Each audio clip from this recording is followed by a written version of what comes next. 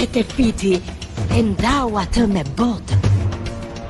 Por me kalimin e kohës, disa filluan të kërkonin zemrën e te fitit.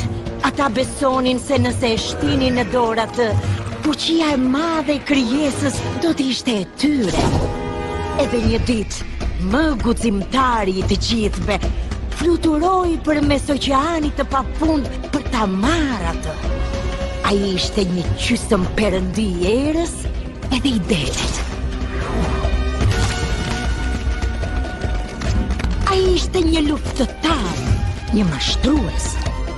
Ai mund të ndryshonte formë me fuqinë e tij magjike të grepit të peshkut. Ai quhej Maui.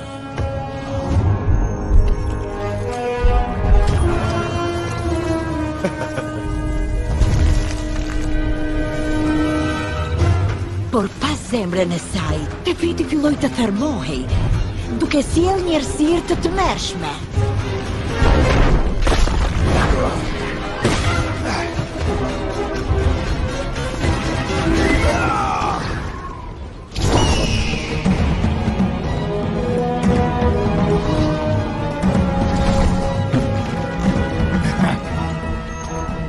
Maui u përpoq t'ia mbatte, por u përball me dikë që e kërkonte zemrën.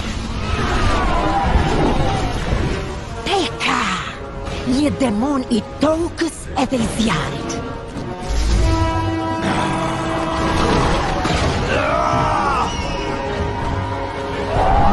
Maui u godit edhe ra nga qielli për të mos u shfaqur më, ndërsa grepi i tij magjik edhe zemra e te fitit humbën në det, ku edhe tani, pas 1000 vitesh,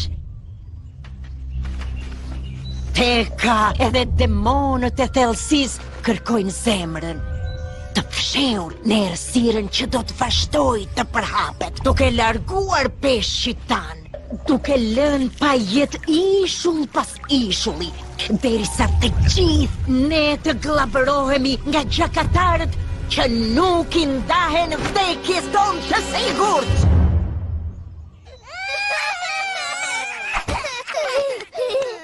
Por një ditë, zemra do gjendet nga dikush, i cili do të udhëtoj për te i brigjeve tona, do ta gjej Mauin, do ta çoj përmes oqeanit për të rimarrë zemrën e te fitit, për të na shpëtuar të gjithë. Faleminderit, mami. Mjafton me kaq. Askush nuk do të largohet nga brigjet tona. E jemi të sigurt këtu. Errësira nuk ekziston dhe as përbindsh. Nuk ka përbindesh. Për te këtyre brigjeve nuk ka gjë tjetër.